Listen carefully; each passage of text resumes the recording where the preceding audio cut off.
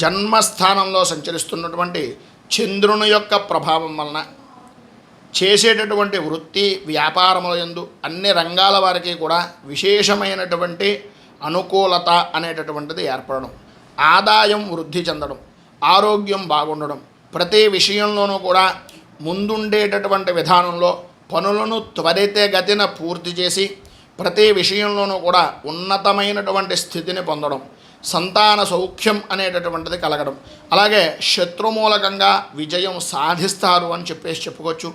వాహనపరమైనటువంటి విషయాల నిమిత్తంగా నూతన వాహనాలను కొనడం, నూతన వాహన ఆభరణ ప్రాప్తి అనేటటువంటిది కనిపిస్తుంది.